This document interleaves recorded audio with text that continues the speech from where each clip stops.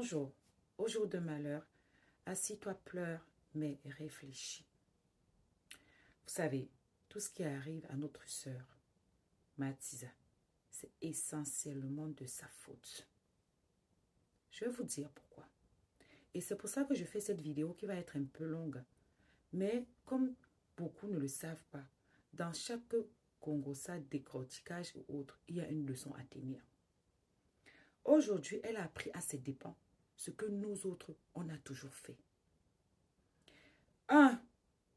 Je me suis rendu compte en lisant les captures de son frère que toute sa famille a le numéro de son show. Comment? 1. Même quand tu es marié, c'est très dangereux de donner le numéro de téléphone de ton conjoint, de ton époux, à ta famille, précisément ta mère ou tes frères. Surtout quand tu connais très bien la mentalité de ceux-ci. À plus forte raison quand tu n'es pas marié. Moi-même qui vous parle ici, il y a une seule personne dans toute ma famille qui a le numéro de tonton. Et c'est ma petite soeur. Ma petite soeur là, même quand elle veut faire n'importe quoi, même si tu lui dis que appelle tel, elle va dire que non. Elle va m'appeler pour que je transmette la nouvelle. Pour que c'est moi qui vois comment je vais gérer. Et chacun de nous connaît très bien comment est sa famille. Comment est chacun de nous. Elle aurait pu prendre ce numéro, donner essentiellement à sa petite soeur. Mais elle a jugé bon de donner à sa mère, qui se permet d'écrire au monsieur comme si c'était son enfant. Non, pire. Un instrument, un truc, avec tout le mépris total. Elle appelle le monsieur le séducteur. C'est bien fait. Parce que toi-même, tu n'es pas marié, que tu es que Tisa. Tu prends le numéro du mari d'autrui, tu donnes à ta famille. C'est quoi le projet? Après, c'est le frère qui écrit directement sur le WhatsApp du monsieur et lui donne 2 jours parce que si, parce que ça, et j'en passe. En gros, toi, tu es amant d'une fille et toute sa famille a ton numéro. Ils se permettent d'écrire quand ils ont faim. Ils se permettent d'écrire quand ils ont leurs problèmes de famille. Ils te permettent d'écrire à tort et à travers. Voilà où le problème de Mathisa a commencé. La maman, j'ai lu. J'ai compris que elle veut protéger sa fille au-delà de tout. Parce que sa fille est comme beaucoup de femmes africaines. Elle dit des choses à sa mère qu'elle n'assume pas devant son gars. Et elle dit des choses à son gars, à son amant, qu'elle n'assume pas devant sa mère. En réalité, la fille, Mathisa aussi, a dû salir sa maman et ses frères et ses sœurs auprès de ce monsieur. Ce qui fait que quand tu vois même la manière dont il les méprise, tu comprends que il les a, d'après les dires de son amante, il les a mis dans la petite cuillère, il a vu qu'il ne pèse rien, donc il les méprise. Et c'est ce mépris-là qui révolte la maman. Vous comprenez?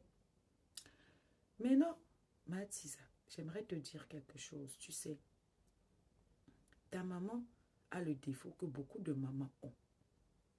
Malheureusement, on est maman à vie. On n'arrête pas d'être maman parce que ses enfants ont grandi. Et en Afrique, nos parents adorent s'ingérer dans nos relations, surtout quand tu leur donnes la possibilité. C'est là que tu as mal fait de lui donner le numéro. Elle s'inquiète pour toi. Elle te parle, tu ne comprends pas. Elle a oublié que tu es une grande fille qui a 40 ans, qui est voisine, qui lui fait les yeux doux, plus de 30 ans, 35 ans en tout cas, et que tu es libre de vivre ta vie. Le problème qui l'inquiète, c'est ce que toi-même tu es parti lui dire en disant que le monsieur serait dans des choses compliquées, le monsieur ci, le monsieur ça. Du coup, la maman, elle se dit, ma fille n'est pas bien, elle a peur que je le laisse avec ce monsieur, elle est en insécurité. Elle veut jouer son rôle. Mais toi, derrière, tu es pareil que la maman. Vous êtes deux personnes qui avez double face. Quand elle est avec toi, elle te dit, j'ai entendu les voix, c'est là que j'ai eu pitié de toi. Tu étais presque en train de pleurer quand ton frère a publié la capture hier de ta mère, quand elle a écrit à ton amant. Et c'est là que j'ai compris que toi-même, tu es comme la maman. C'est-à-dire que là, tu fais semblant que ça te fait mal. Mais derrière, tu lui dis des choses par rapport à ce monsieur. Et le monsieur, tu lui dis des choses par rapport à ta famille.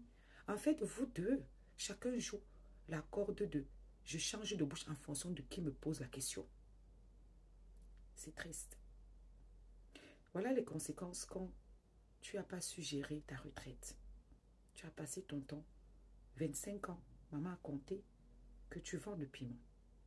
C'est-à-dire qu'aujourd'hui, si tu as 36 ans et maman dit 25 ans, ça veut dire que tu as commencé très très tôt.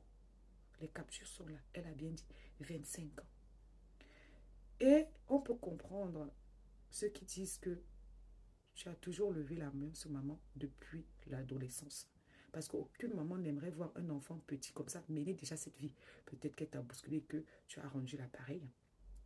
Mais j'ai envie de te dire, maman, que maman, ta fille aujourd'hui s'est donné un genre et elle ne veut pas laisser les réseaux sociaux pour vivre sa petite vie.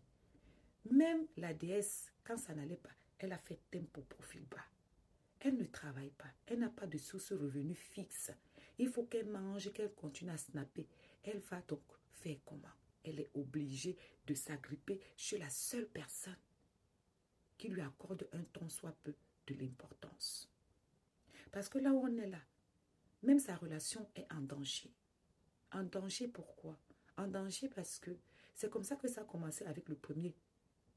On a voulu voir clair dans son histoire. On a mené une enquête et il s'est retrouvé où il est.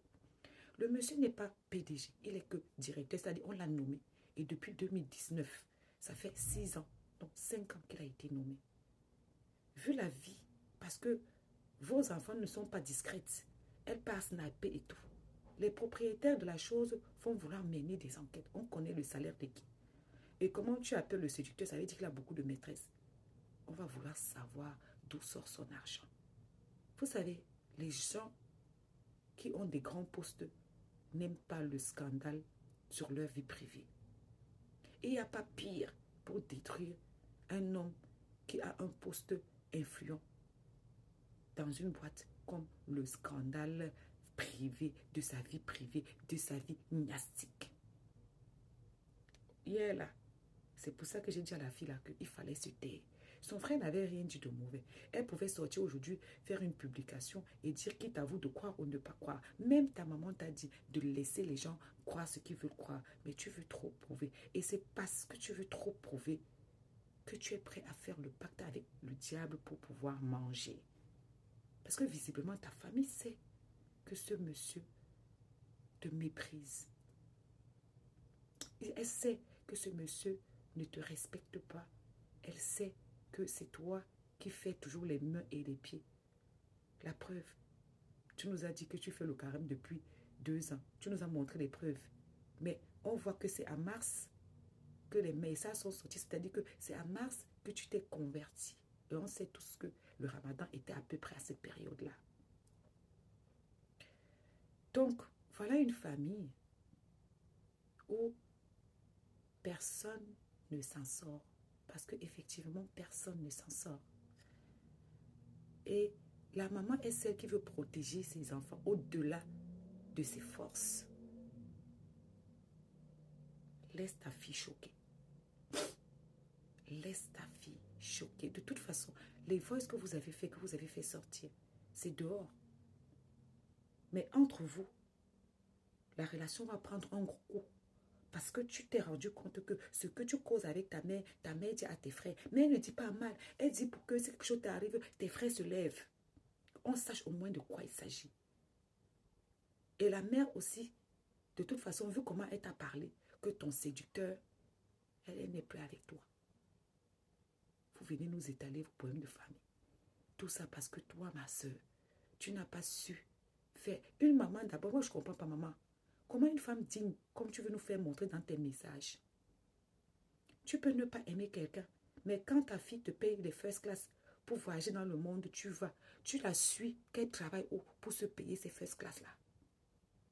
Tu n'aimes pas sa manière de vivre, mais quand elle t'offre le luxe qu'elle ne travaille pas, tu prends. En tout cas, nous, on est assis par terre. Moi, je vous conseille de laisser l'affaire tomber. Pour ma part, j'ai laissé. Parce que quand j'ai entendu ton voix, que tu pleurais hier, qu'il a encore publié, et je ne vais pas bien du tout. Après, tu as encore pondu plein de choses. J'ai compris que tu es désespéré. Bon courage. J'espère que ça va aller. Ou bien du moins, d'autres tireront des leçons. Influenceuse, là, il faut travailler. À bisous.